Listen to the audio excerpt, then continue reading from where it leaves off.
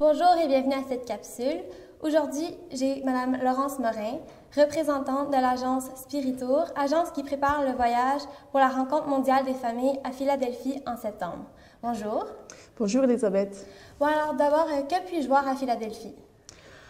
Philadelphie, c'est vrai qu'on entend beaucoup moins parler que New York, Washington. On n'a pas tendance à partir faire du tourisme à Philadelphie, alors que pourtant c'est la ville qui est le vrai berceau de l'Amérique. On est à peu près à 1 heure et demie au sud de New York. Et Philadelphie, c'est une ville vraiment du 18e. Alors c'est quand même là que l'on a signé la déclaration de l'indépendance des États-Unis, c'est ici que s'est faite la constitution de l'Amérique. Donc c'est une ville où bien sûr, avant tout, le symbole c'est le Liberty Bell, la fameuse cloche de la liberté. C'est également là où finalement s'est aboli l'esclavage. Donc il y a beaucoup comme ça, l'Independence Hall, la maison du président. C'est aussi le 3e musée des beaux-arts des États-Unis. Puis pour ceux qui ont déjà vu le film Rocky, c'est les fameux escaliers de Rocky que tout le monde veut gravir en joignant les poignets, comme ça, les poings. Donc c'est une très belle ville qui est visitable à pied, des très grands bâtiments, monuments. Et puis on a possibilité, avec une façon très économique, de visiter Philadelphie en achetant des petits tickets à 5 $ et qui nous permettent, avec des autobus, de rayonner à travers toute la ville et de s'arrêter régulièrement. Donc c'est vraiment une ville très agréable qui est à 43% noire, mais qui est une ville aujourd'hui où on défend des valeurs de liberté, des valeurs de démocratie. Et je trouve que c'est un très bon choix que Philadelphie ait été choisie par Benoît XVI pour cette 8e rencontre des familles.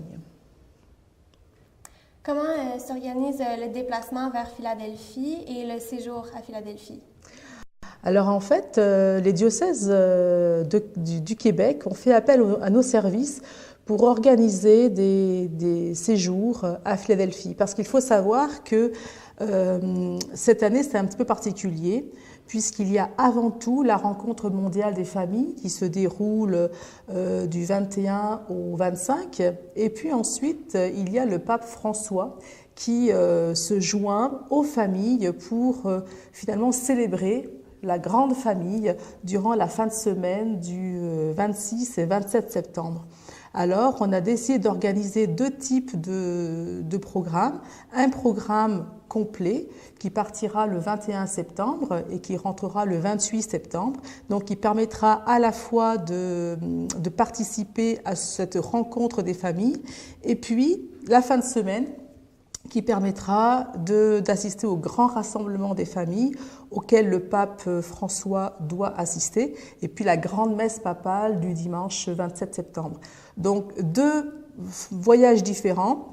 Celui qui part le 21 septembre et qui permet de faire tout le programme de semaine et de la fin de semaine.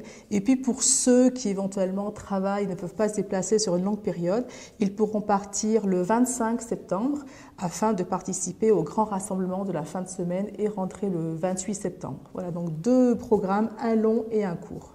Et comment on se rend à Philadelphie? Alors, nous organisons, on a étudié plusieurs possibilités et puis la meilleure des options reste l'autocar.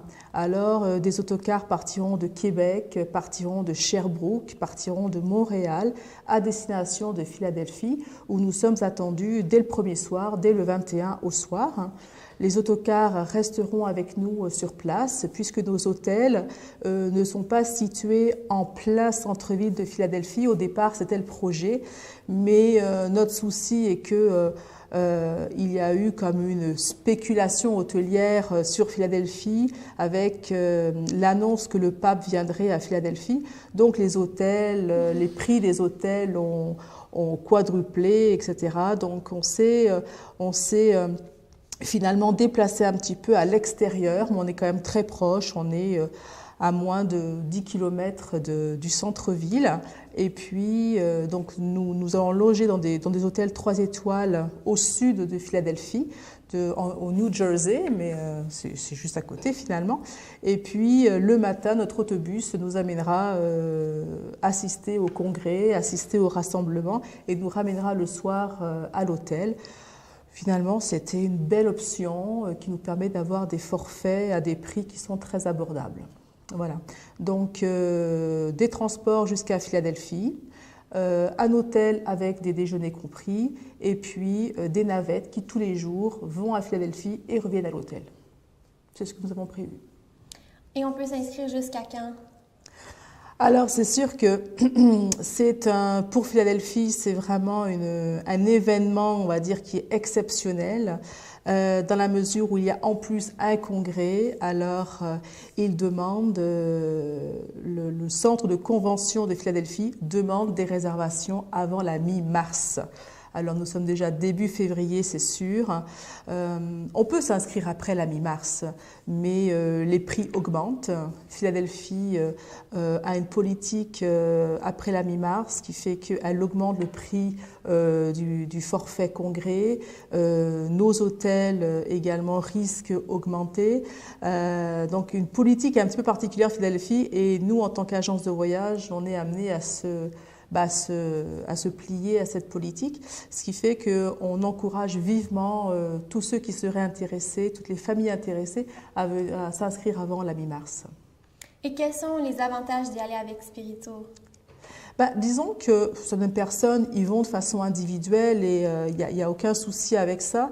Je pense que cette rencontre mondiale des familles est à vivre comme un pèlerinage. Et c'est vrai que le fait de partir en autocar, tous ensemble, je sais que Monseigneur Christian Lépine a déjà confirmé sa venue avec ses paroissiens.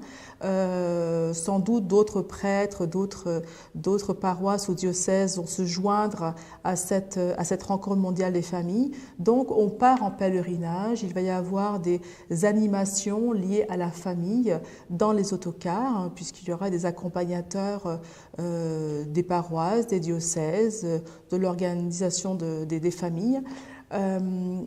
Et puis, on reste ensemble du début à la fin. Donc, je trouve que ça crée quand même une unité, une harmonie dans ce pèlerinage-là.